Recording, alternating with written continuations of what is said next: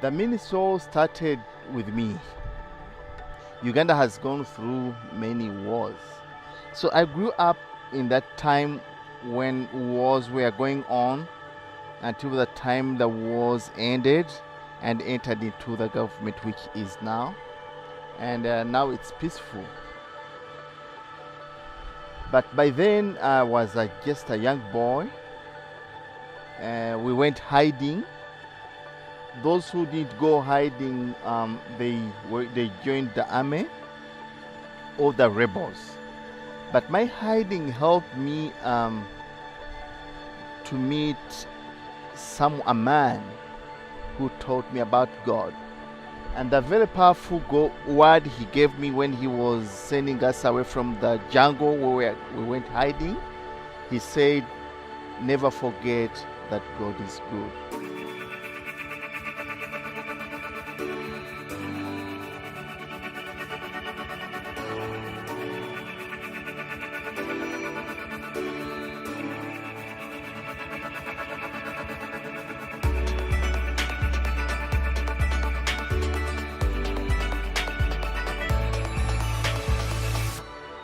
Many churches or people started up children's homes, but some others started them and they did not really do a good job. So the government decided we all close. But in this, with us, and the government has asked us to, instead of a children's home, we build a room and board for our school,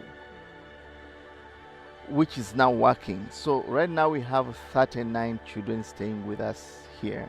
Yes. And they are each child has a story. They are orphans, the most needy. Each one has really a story. Children who have gone through our hands, now we see them being teachers, nurses.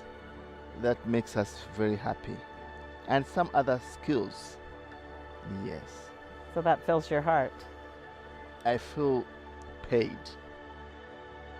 One of the things I love the most about doing this is when we get the enthusiasm back, like what we did in our community leaders and those young people coming in with their plays and skits.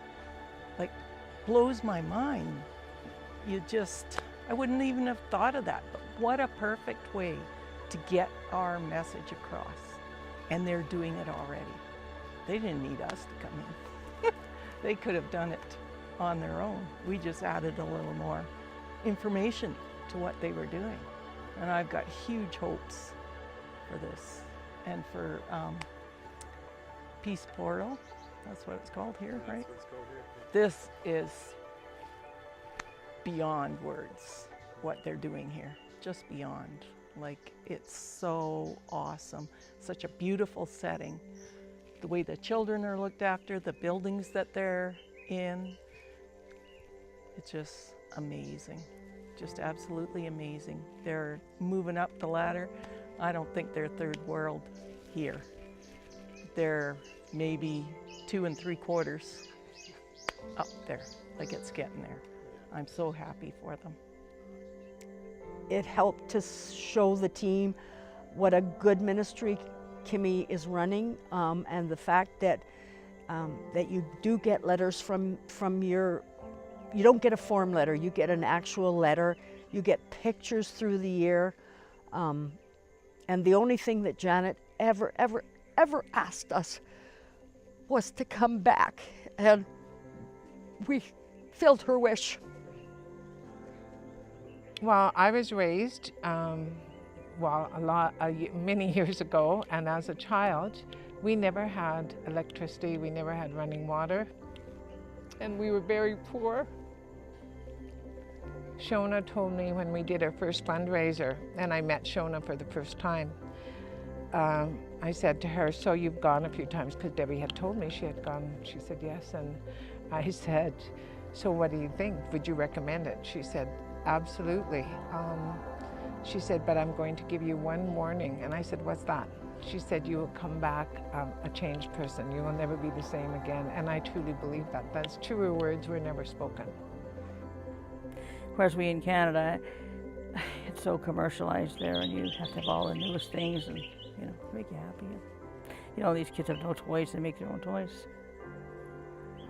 You know, we spend more time deciding what kind of food to buy for your cat. You know, like than these people. You know, they have no food just to feed their families.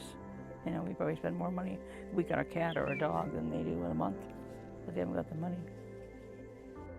I think yesterday's mom with the 6 children on the side of the mountain, it's tough because there was another family today, but that one just sort of touched my heart a little more.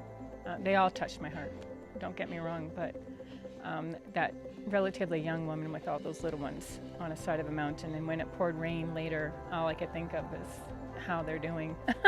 You know, in that little home of theirs, and all the water going down the hill and all the red mud. So yeah, I think that's the one that impacted me the most. But she was very gracious and lovely, and her children were lovely. I think this place is beautiful. There's something just by being here that is, you feel the goodness that is here. You feel God's life that is here in the people that are helping. And that is truly, truly amazing. You know, in the community groups we did, there was such wisdom, such passion. They just took the little bit we gave them and they just ran with it. You know, it was just, it's inspiring. It's inspiring to know that God is working here, and that He's blessed. He's blessed us by being here, and He's blessing these people all the time and every day. Uganda it's where God wanted me to be. And so, yeah, it's under my skin. It's my home now. And I mean, I've fallen in love with the ladies too, though. And so, yeah, the trip's been far too short, in my opinion. But yeah, it's great what you guys do, and that you've set us up and you've connected us with them is awesome. We love Hungry for Life, love this group of women and what they do and how they're so committed to doing it. And where they take it everywhere, and they're just so good at it now. And I mean, not now, maybe they've always been good at it, but they're amazing. They really are. They have the right heart, they have the right, yeah, because really, yeah, our biggest fear is always, my biggest fear is, are we creating dependency? Are we doing things the wrong way? And yet what they're teaching and what they're doing is empowering people, and that's what it's about, empowering and encouraging and reminding people that it's in their power to make their lives different. And yeah, so it's huge what they do. Yeah, to keep a promise basically to 47 kids that we wanted to help them with their education. So that's what we started as, is just following through on what we had said. And so His Hope Uganda started from that, with the intention of helping kids with education and helping families as much as we can. And since then, we've grown into something we never would have expected, but now we have, we do medical, we do houses, we do pit latrines, and the education for kids as well. But the biggest thing we do, and that I've found over the years of being here, that the greatest need in any person, anywhere, is just to be loved and to be encouraged and to be given hope. And so, in all that we do it personal with people. So we know all of our families well. We teach them about the love of Jesus. We love on our kids as much as we can, and that's what keeps us here. Is I couldn't go now because I have family here now. I have kids and I have a grandchild, and so yeah, that's what it is. It's all about love, which sounds really cheesy kind of, but that's what it is.